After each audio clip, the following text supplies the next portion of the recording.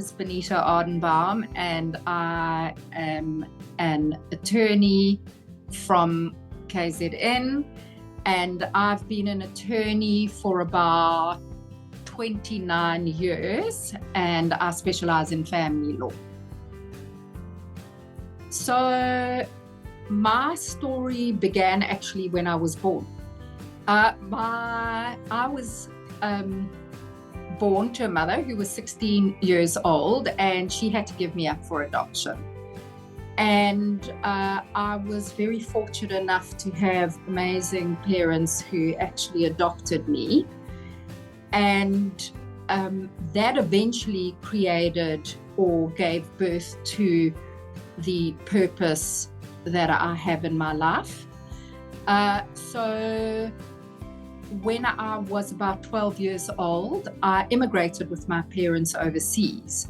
And I was really upset that I had to leave all my friends. I was living in Cape Town at the time, and I was resentful and rebellious. And at the age of 15 years old, I decided that I no longer needed to go to school. And I used to actually send letters from my mother to school that I used to write and say, oh, please excuse Benita, she's actually sick, she's not well. And then I used to just go and hang out with my friends, and my poor parents eventually, when I decided not to pursue school, they didn't know what to do with me. So they basically said to me, well, we'll provide you with a roof over your head, food to eat, but you're not getting any money from us. I started then working at the age of 15 years old in a shoe store, selling shoes. And that's when really my passion for communication and working with people actually developed. And I was working in the shoe store during the day, and in the evening I was actually waitressing. So I started to earn quite a bit of money.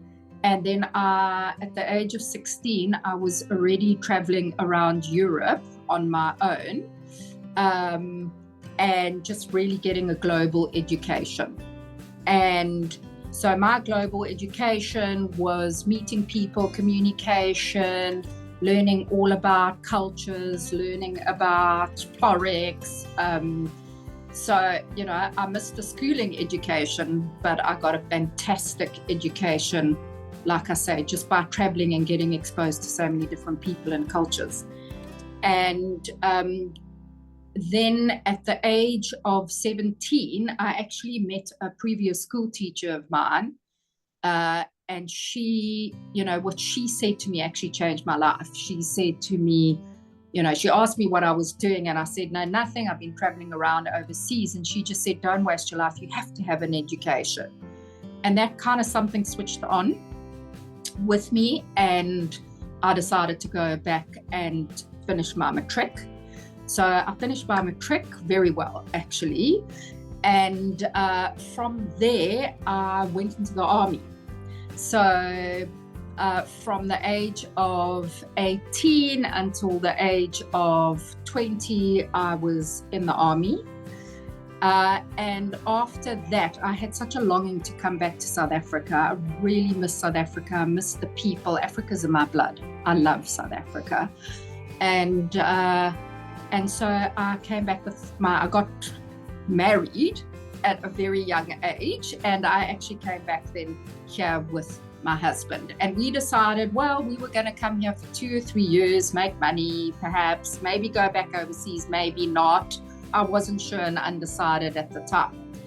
And then when we came here, we came with nothing. So we each had a suitcase, and my life was just full of dreams of all possibilities. After we had stayed here for a short while, I decided that I was going to go and study, and I thought that I would do a BCom. I started doing a BCom, and for me, I just found it an accounting, to actually get an accounting degree. And for me, I found that to be really, really boring. And so I then switched to law. So I got 2 degrees. I switched to a BA, and I did a LLB degree. And this was somebody who had stopped learning. In fact, I'd stopped learning when I arrived overseas because it was a new language that I didn't really know. And it was sort of difficult for me to buckle down then. So anyway, so I did my 2 degrees and I just fell in love with law. I fell in love with law, and I'm going back to what I said originally, that I was adopted. And I found myself being steered, whether it was fate, I'm not sure, must have been, but I found myself being steered into family law.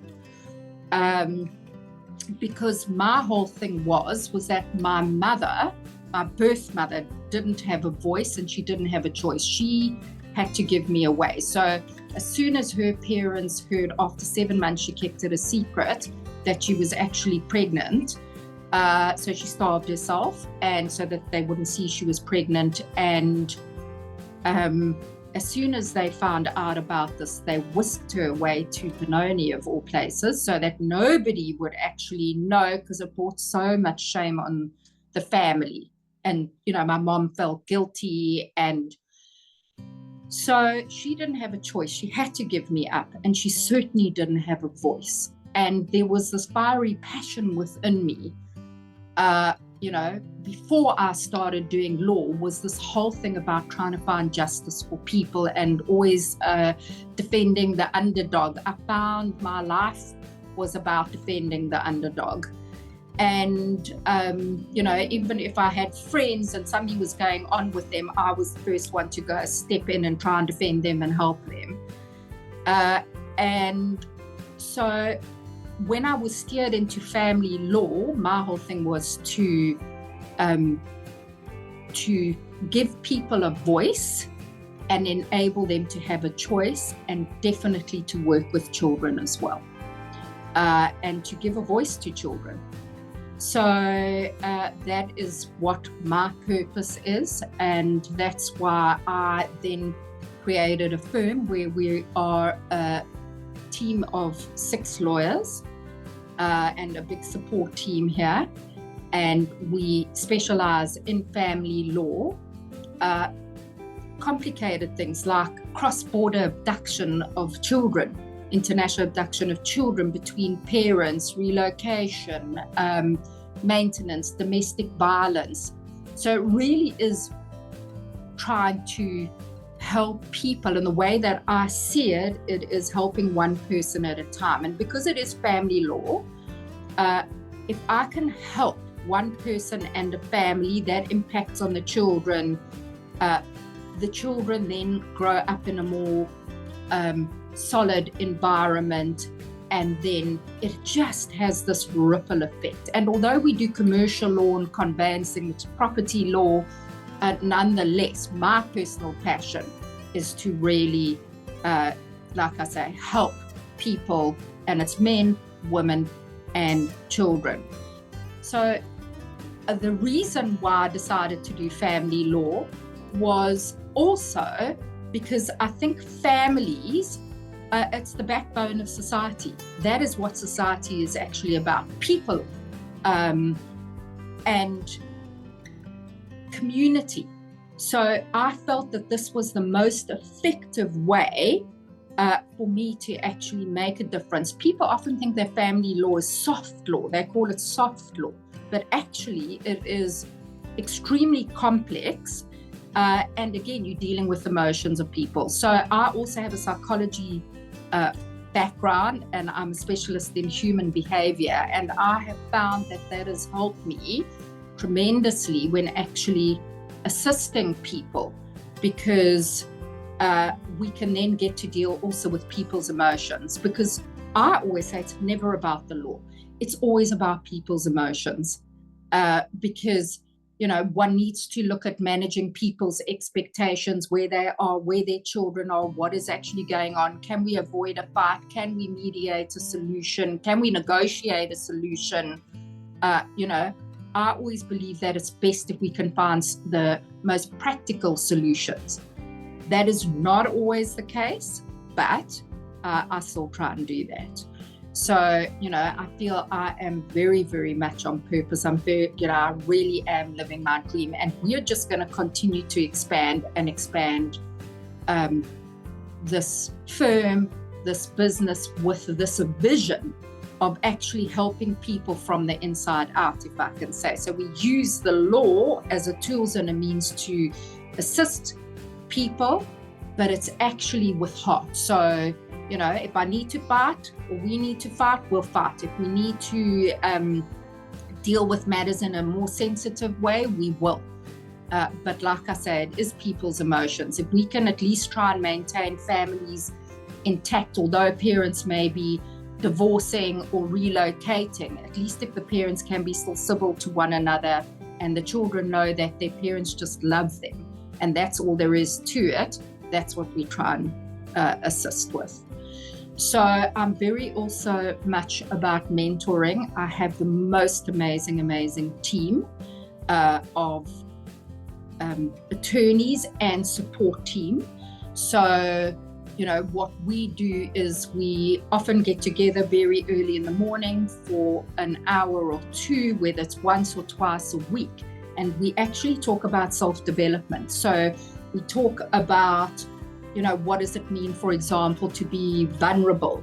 Is it a weakness? Is it a strength? Then how can we deal with that with clients? How can we help clients in a way that they are able to open up to us and communicate? So the mentoring is also a mentoring not only from a legal perspective, but certainly to just help people to expand their humanness and to try and help the community, because I feel we help one person, that person, by helping each person, we help a community. By helping the community, we help the province. By helping the province, we help the country. And so it just goes on and expands. So I feel very, very passionate about that.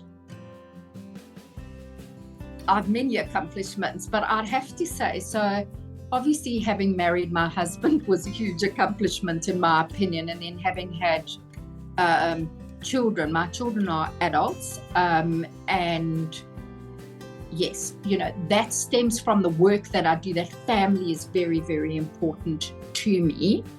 But the other part of it then is obviously having created this firm and just expanding this firm. We're also now expanding to Cape Town, and just creating this vision and getting this vision out there of how we are able to help people and encourage people to find themselves within very traumatic circumstances, or circumstances that are often traumatic. I can speak of two challenges. The one was coming back to South Africa from overseas, so really relocating here. That was a challenge because I came here with my husband. We literally had nothing. And so we had very, very humble beginnings, and I actually went to secretarial school first just so that I could learn shorthand and secretarial work, and from there I decided to study. But the actual dream of coming back to South Africa, that was a huge accomplishment. And secondly, or a thing to overcome. And secondly, the other thing was when I got COVID. I nearly died. I was in hospital for several weeks. And it was really, the love that I have from so many people around me, including clients, including my team, including, my immediate family, that actually got me through that. And for me, that was a huge challenge that I did overcome, because those were very trying times. I'd have to say that what really, really, and who inspires me is actually all the people that I work with.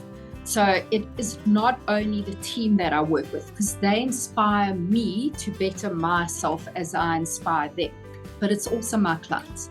So when I feel incredibly grateful when I can actually help people and I can see the tangible results where, for example, children aren't caught up any longer in conflict, or people are not caught up in conflict any longer. So that really, really inspires me. People's stories inspire me.